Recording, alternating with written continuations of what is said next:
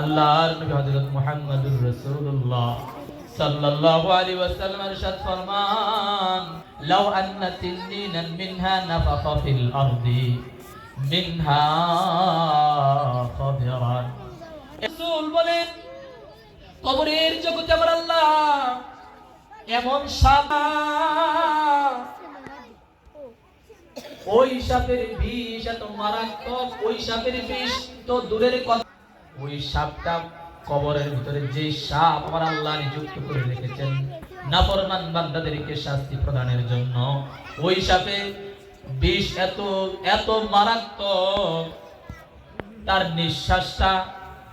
নিঃশ্বাসটা এত মারাত্মক, তার নিঃশ্বাসের চাইতে তার এরকম ভাবে মানুষকে যেরকম ভাবে কামড় দিবে সেটা আরো বেশি মারাত্মক, নিঃশ্বাসটা এত মারাত্মক। আল্লাহ রাসূল বলেন, লাউ আন্না তিননিনান মিনহা নাফাকা ফিল আরদ মা আনবাতাত কাদিরা। আল্লাহ রাসূল বলেন, ওই সাপের বিষক্রিয়া এত মারাত্মক, সাপের নিঃশ্বাস যদি দুনিয়ার জমিনে একবার যদি ছাড়ে, আল্লাহ রাসূল বলেন ওই সাপের নিঃশ্বাসের বিষক্রিয়ায় দুনিয়া যত সবুজ গাছপালাগুলো রয়েছে, ওই সবুজ গাছপালাগুলো এরকম ভাবে শুকিয়ে যাবে, মরে শুকিয়ে যাবে বাবা। এত মারাত্মক, এত মারাত্মক। একটি সাপের নিঃশ্বাস যদি এত মারাত্মক হতে পারে, তাহলে ওই সাপের বিষক্রিয়া কত মারাত্মক, ওই সাপের দংশনটা আরো মারাত্মক। এই কারণে খলিফাতুল মুসলিমিন আল্লাহ রাসূল সাল্লাল্লাহু আলাইহি ওয়াসাল্লামের জামাতা উসমান গনি রাদিয়াল্লাহু তাআলা আনহু হেঁটে যেতেন। তিনি কান্না করে ক্রন্দন করতে করতে ওনার দাড়ি মুবারক ভিজে যেত। একজন সাহাবায়ে কেরাম, একজন সাহাবী জিজ্ঞাসা করলেন, ও আল্লাহর নবীর সাহাবী,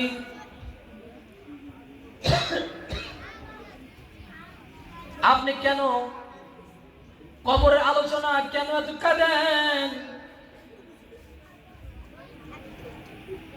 জান্নাত জাহান্নামের আলোচনায় তো আপনি তো কাঁদেন না, কিন্তু কবরের আলোচনা যতটা কাঁদেন কারণটা কি?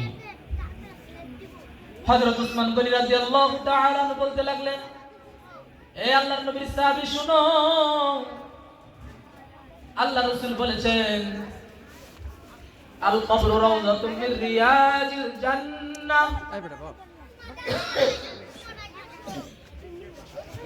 আল কবরু রাউযাতুম মিন রিয়াজিল জান্নাহ আও হুফরাতুম মিন হুফারিন নার। আল্লাহ রাসূল বলেন, এই কবরটা কার জন্য জান্নাতের বাগান হবে, কার জন্য জাহান্নামের গর্ত হবে।